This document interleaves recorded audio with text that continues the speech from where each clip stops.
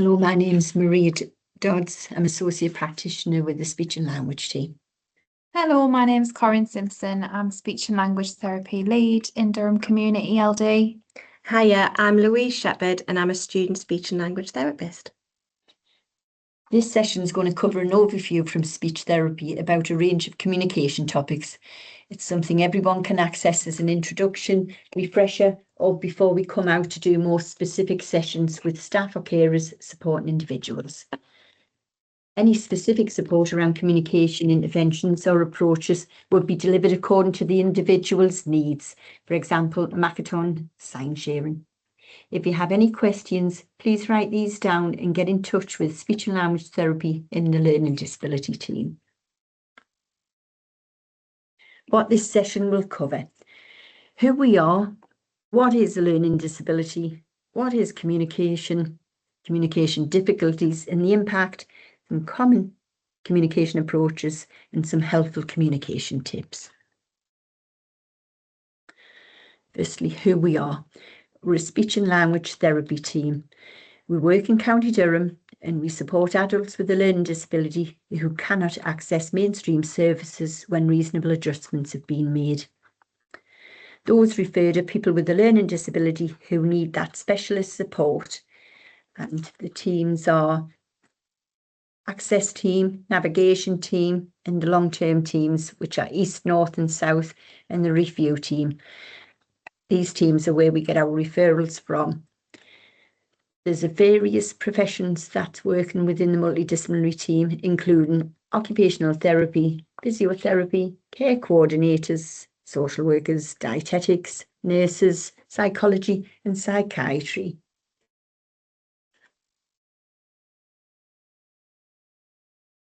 What is learning disability? A learning disability is a reduced intellectual ability and difficulty with everyday activities, which affects someone for their whole life. People with a learning disability tend to take longer to learn and may need support to develop new skills, understand complicated information, and interact with others. The level of support someone needs depends on the individual. And around 1.5 million people in the UK have a learning disability.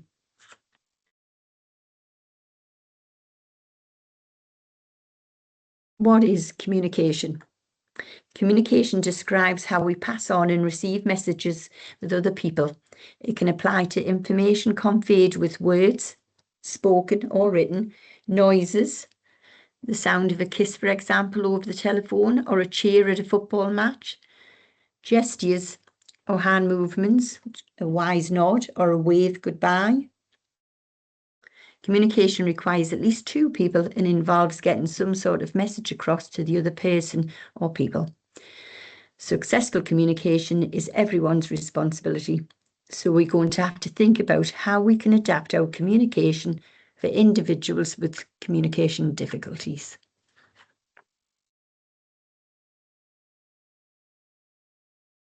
Spoken and written, verbal language is the most highly valued means of communication in our society. But research suggests that 93% of social communication is non-verbal. The way people communicate is made up of body language, 55%, tone of voice, 38%, and only 7% are words.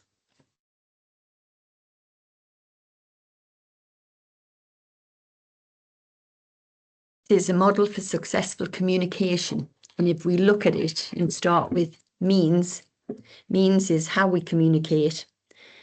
Forms of this is through signs, symbols, our body language, gestures, volume, our rate and tone of voice. Then we have reasons why we communicate. Some of these reasons can be for attention, to greet someone, somebody wants and needs, to give information, to ask questions, for preferences, about feelings, and for making choices. And the third is opportunities. And this is where, when, and with whom. Opportunities like the partner, the time, place, shared language and shared interests. And for these three, we need them to meet in the middle section for it to be a successful communication. Communication difficulties. People often have a mixed communication profile, which is why an individual assessment is often so helpful to then get a really individualised load of recommendations. People can have difficulties in one or more areas. These can be expressive language, so getting your message across. Might be unclear speech. They might have difficulties with disfluency, that's stammering or bumpy speech. They might have word finding difficulties. They might be a non-speaking person, or they might have situational mutism. They could have receptive language difficulties. This is understanding speech. This could be vocabulary at a sentence level or even a paragraph level. They might have needs with their memory. For example, working memory is really important for decision making. They could have difficulties with time, such as managing appointments. They might have attention and listening difficulties. They might have literacy needs, for example, in reading and writing. And they might have social communication differences, for example, with body language, facial expression, the tone or the volume in speech, how appropriate a topic is, and emotional literacy. The impact of communication difficulty. So we've got a list here of some of the impacts that having these difficulties might have on a person. For example, social interaction. They might have a restricted ability to choose or to control their environment. They might have difficulty in the development of their language skills. They might struggle to initiate communication. Learning can be impacted. Their life skills and the development of their life skills might be impacted. Participating in education and employment. There might be a lack of or a loss of identity. They might experience depression. They might experience passivity or learned helplessness. They might have reduced learning opportunities, isolation, distressed behaviours, a risk of harm or abuse, and a failure to reach their potential in life. Having a communication difficulty can place you at a higher risk for a number of negative outcomes. We know that people with a learning disability are more likely to face barriers in accessing healthcare, for example, and communication fits into that picture. It's so important that we support people's communication in the right way to avoid any of these potential negative impacts.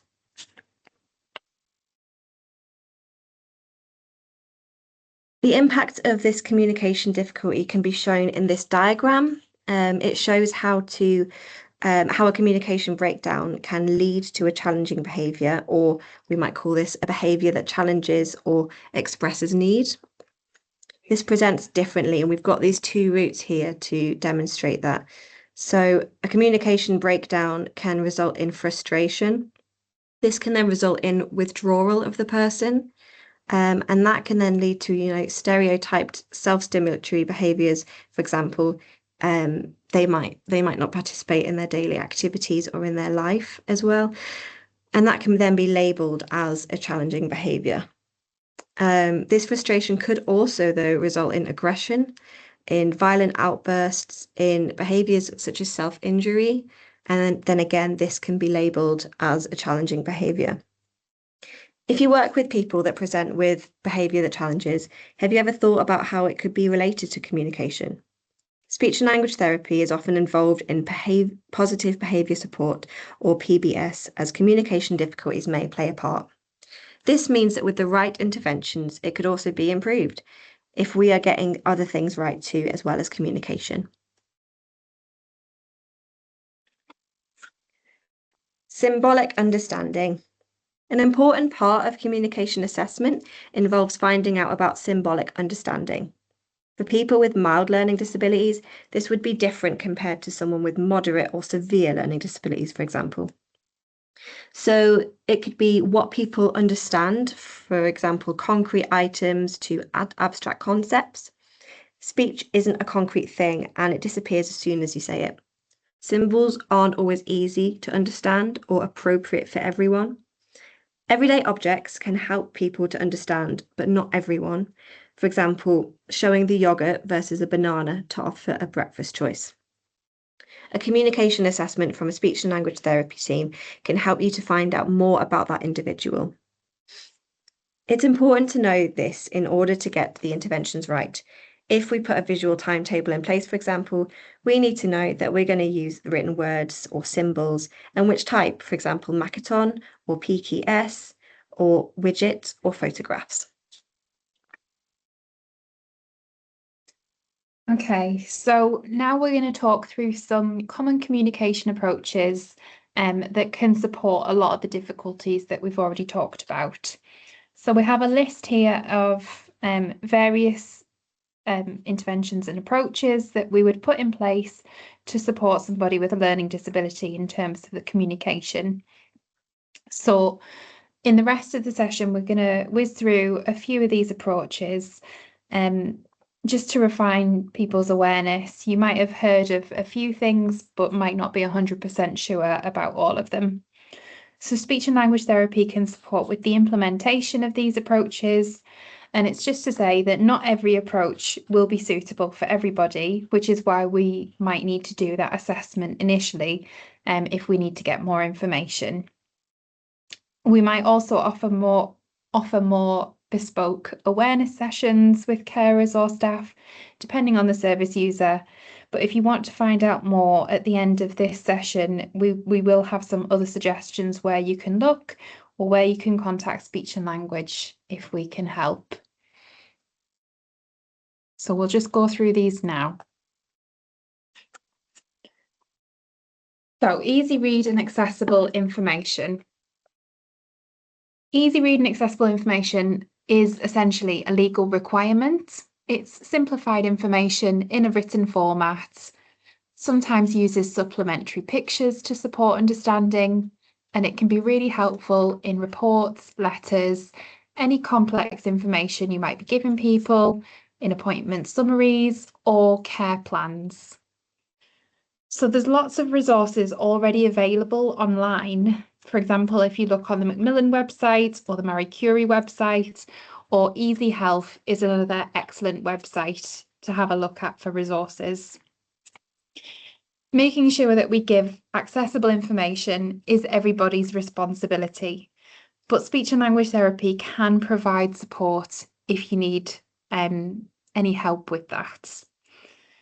And we've got a QR code on the screen, and that will take you to the Easy on the Eye website, where there's guides on how you can create easy read information if you can't find something already available online or you need something more bespoke. And it's also just to say that easy reads are not the same things as social stories, and this is something that can be slightly confusing for people. So we'll go through social stories a little bit more as well in this session. But we've just got an example there on the screen of an easy read that we found about bereavement support. So, social stories compared to easy reads, what is the difference? So if you are going to get the same information in a leaflet, then it's more likely to be an easy read that you want. If it's unique to the person, it's from their perspective, then it is more likely to be a social story. Or if it's a list of what the person needs to do in what order with nothing else to say why, then it's more likely to be a visual structure. And we'll talk about that coming up as well. So social stories are essentially there to share information in a safe and a non-judgmental way. It's to help the person gather and use that information. And it's to inform the person how, who, where to find help, just to give that information in a really clear way. And it can be also helpful to prompt people around that service user as well. So we've got a picture on the screen of a granny there, and that's essentially what it should feel like. A social story should feel really safe, like your lovely grandma talking to you about a topic. giving you that information in a non-judgmental way. And it's important to say that what they shouldn't be used for. So social stories shouldn't be used to directly change behaviour. They shouldn't be used to challenge misbehaviour or maladaptive behaviour, and they definitely shouldn't be used to punish or to ridicule somebody. So again, we've got another QR code on the screen there, and that will take you to the Carol Gray website if you would like to find out a little bit more information about social stories. Total communication approaches. So a total communication approach is an approach that encourages the use of lots of different communication techniques to support somebody to understand and to use language. So we've got a visual there, and we've got gestures, writing, drawing, speech, body language, facial expression, pointing at objects, pointing at words, technology. It's basically using everything that's available that's going to support that person. So an example of total communication is exactly what we've said there, that's in the visual, using objects, using photographs, symbols, signing, if you know any signing, facial expression, tone of voice, volume, all those kinds of things. So we really encourage total communication for people who might have speech, language and communication needs. And as communication partners, we really encourage that, because it can just support people to express themselves and to understand information as well.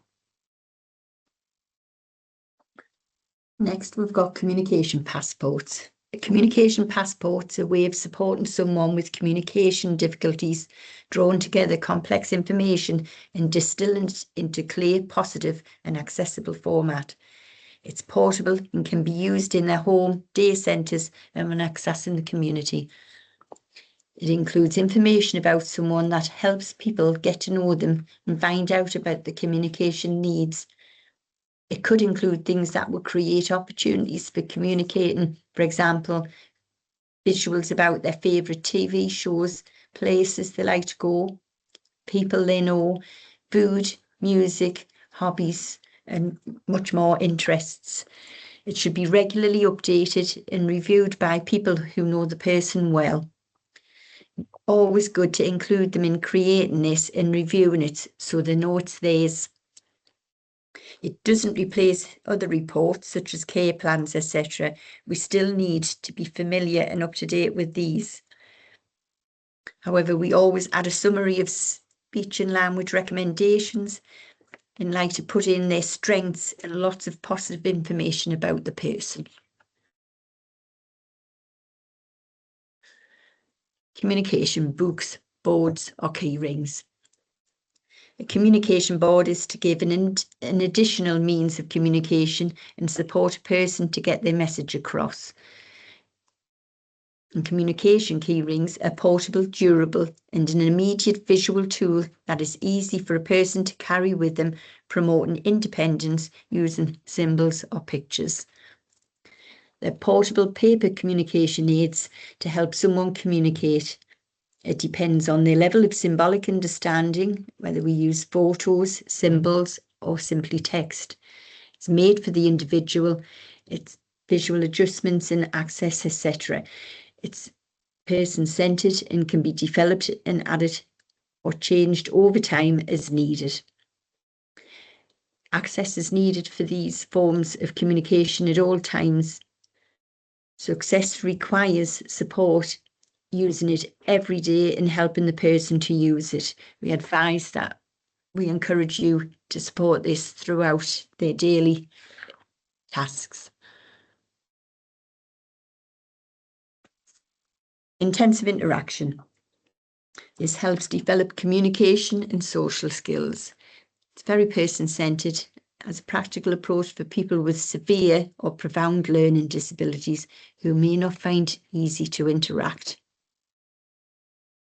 It focuses on the fundamentals of communication that come before language, about enjoying being with another person and sharing personal space.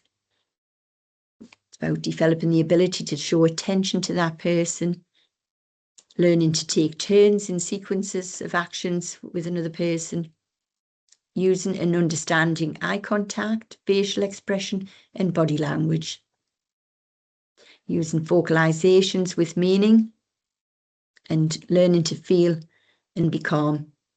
It may help the person feel more relaxed and secure. And remember to always let the person take the lead.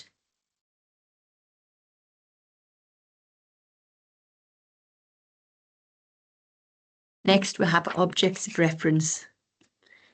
This supports expression and understanding. Objects of reference is systematic. It's an approach that isn't the same as using objects.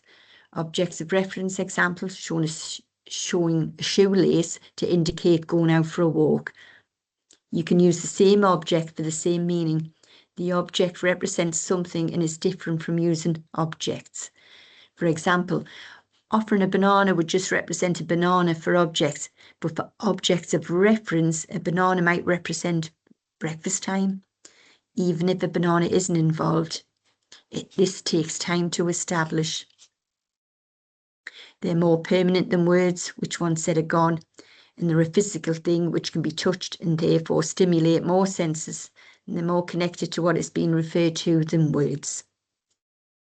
The aim of using objects of reference is to help a person understand what is happening in their day, help express themselves and make choices.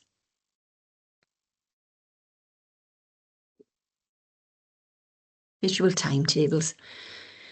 These support people to understand what will be happening and make choices. It could be a now next for the day or for the week, etc. It depends on what would suit the person best.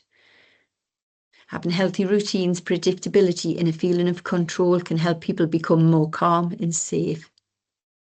Visuals reduce demand on memory and language. It is a more permanent representation of their day than someone being told verbally about what he or she is doing next. It can also support staff to be more consistent with their approaches. Okay, so Makaton. So Makaton uses signs and it uses symbols.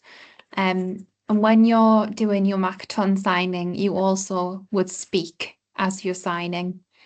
So Makaton can really support people to express themselves, but if you're doing the signs or using the symbols, it can also support them to understand as well. So Makaton can encourage language development and interaction, but it's not suitable for everybody. And we do hear this sometimes about if people are using Makaton signs, does that mean they don't need to speak, or it's going to kind of have a negative impact on their speech or language? But that's not the case, and the research does back that up, that it is supportive. It's kind of like using stabilizers when you're learning to ride a bike. So Makaton does have a standard, but some people might create their own signs, or they might need to adapt them. If anybody has any kind of physical disabilities, then their signing might not look like the standard signs, but we do still encourage carers and staff supporting Makaton users to get that Makaton training, so they do know the standard. Another thing we hear about Makaton is whether it's the same as British Sign Language, but it is very different. Makaton is a communication program, whereas BSL is a language in its own right. It has its own word order. It's very different from Makaton. As much as the signs, some signs might be similar. With Makaton, you would sign the keywords rather than signing full grammatical sentences. And because you have to do that, it really supports people to slow down when they're speaking and to think about what you're saying and how you want to communicate it. If you have to think about the signs, the training really supports that reflection about how complex language can be, that we sometimes might not always realise, or maybe just take for granted sometimes. And with Makaton, we can create Makaton passports, which can help people who are less familiar with Makaton, or you maybe not as confident, or you've maybe not had the Makaton training yet, so that you know what signs you need to know essentially to support that service user that you're working with. Talking mats. So talking mats is essentially a thinking tool as well as a conversation tool. So we've got some visuals here just to show what talking mats are, if you've not come across it. You've got the topic of the conversation along the bottom. It's not easy to see in this picture, but that's whatever you're wanting to talk about. And then along the top, you've got your top scale. So for example, the topic of conversation might be activities that you do outside of home, and the top scale could be I like this, I don't like this, and then in the middle you might have I'm not sure about this. And then you would have your various options that the person places down on the mat. So in terms of activities, that could be going to bingo, going swimming, going to the cinema, going shopping, going for a walk, different things. And it just really helps people to consider their views, but also to clearly communicate them.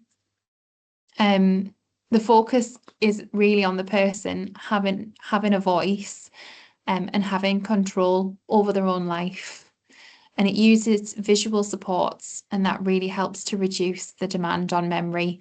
So if you can see everything out in front of you, you know, you can easily change your mind, move things around. It's much easier than having to store that information in your brain and do it verbally. So as much as it's called a talking mat, the person can say as much or as little as they want. And yeah, they don't have to speak to clearly express a view, because they're doing that by going through the talking mats process. To be able to do talking mats, we do say people need to have that symbolic understanding and have at least 2 keyword level understanding. But having said that, talking mats do say that you know, it can be an unfamiliar concept to people. So they might need to have a little bit of practice and building up, doing like starter trial talking mats before you can kind of have those bigger, more complex conversations. And even if it's something that isn't going to be achievable for somebody, they still do say that it has value, because you are still just taking that time to spend with people and have that interaction. So you would maybe just have to kind of reevaluate your expectations, I suppose. But it's definitely worth looking into, and again getting some training if people want to find out a bit more about talking mats. Electronic communication aids. So we often talk about AAC, which stands for Alternative and Augmented Communication. Electronic communication aids is part of that, but it's not just that. So there are electronic versions of AAC, but there are also non-electronic versions of AAC. For example, having a printed QWERTY keyboard. Sometimes people find that the electronic is the best option. That's not always the case. Our local regional communication aid service do ask people to always have a paper-based option just as a backup. With electronic devices, you might, for example, forget to charge them. You might not be able to use them everywhere, for example, if you went swimming. And they can get broken, they can get smashed, which is, you know, expensive to repair and to replace. But electronic communication aids can be a phone, it can be a tablet, or a more specialist electronic communication device. There's a range of software and apps which vary in price and in complexity. Some can produce speech. These are called voice output communication aids, or VOCAs. There's various access methods. So you could use touchscreen, there's a switch, or there's a key guard. You always need to be able to access it. If a person isn't able to access their communication aid they've had their voice taken away from them. So that's really, really vital. And it might need the person might need some support in practicing using it all the time. We've put a QR code there. This will take you to a website for the Regional Communication Aid Service, who are the specialists in AAC, and they do accept referrals from local SLTs. Referral criteria for that service is set by NHS England.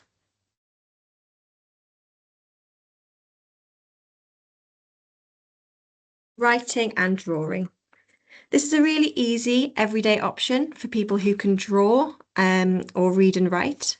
It can support expression and it can also help with understanding.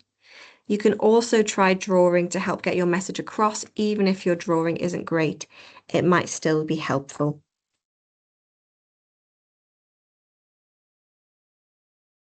So those are the main communication approaches that we find are helpful in learning disabilities.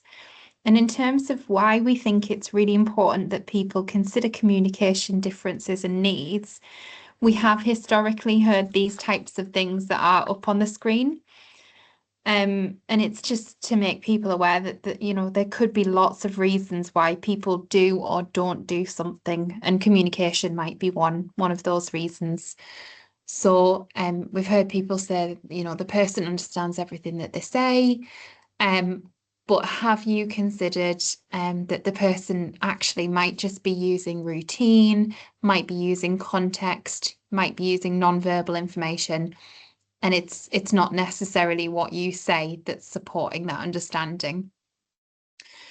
We've heard people say, oh, she's got selective hearing, but again, it might be that actually she can only understand one keyword in a spoken sentence. And it's not something intentional that she's doing. We've heard people say it's just a behaviour. However, have you considered whether they have the means to communicate in another way? So is it communication related? And we've also heard people say, oh, you know, he's just being lazy. But again, have you considered communication? Could it be about a memory difficulty? Can he remember the full instruction, or can he just remember certain parts of the instruction? And again, it's not a choice he's making. It's not something intentional that's happening. So hopefully the session has helped people to think differently about different parts of communication for people with learning disabilities, just so we can make sure we do avoid those negative outcomes that we mentioned earlier on. And here we have some helpful tips for people to think about. To check if there's been any SALT input previously. Do they have previous communication plans or reports? Is it still relevant to current presentation, or has there been any changes? Using short, simple sentences. Using plain, clear language which helps the person understand. And don't overload the person with information. It could overwhelm the processing capacity. Break these down into short chunks. Give one piece of information at a time. It allows the person to process what has been said and to answer. Use pictures, objects and symbols. This can support understanding and help make choices. Consider easy read information to make writing accessible. Easy read format helps some people understand their own appointment letters, their care plans, etc. It can help promote independence. Be aware of non-verbal communication, for example, gestures, body language, facial expression. Using gestures, facial expressions, tones of voice could support a person's understanding. And observing non-verbals could help know if a person is happy or sad or even in pain. Reduce distractions and find a calm, quiet environment to communicate. Noise in busy environments could make it difficult for the person to understand what has been said. It could cause stress or anxiety. And allow extra time. This again to process what's been said and formulate a response. Say the person's name and get their attention before speaking to them. to help focus their attention to the speaker. But be aware, some people may find eye contact difficult. It's about knowing that person. Value all means of communication, not just verbal, such as the things we've talked about earlier, as communication boards, visual timetables, objects, and gestures, signing. Many of these have been mentioned throughout. Avoid asking if they've understood. They might say yes anyway. Instead, explore what have they understood to check afterwards. Ask the person to repeat back what he or she has understood, rather than asking, do you understand? Or they may answer yes, even if they haven't understood what's been said. So we're coming up to the end. So just in terms of when you might need to ask for more support from speech and language therapy. So if you recognise any of the areas from that impact of communication difficulties slide for a particular service user, please just get in touch with us.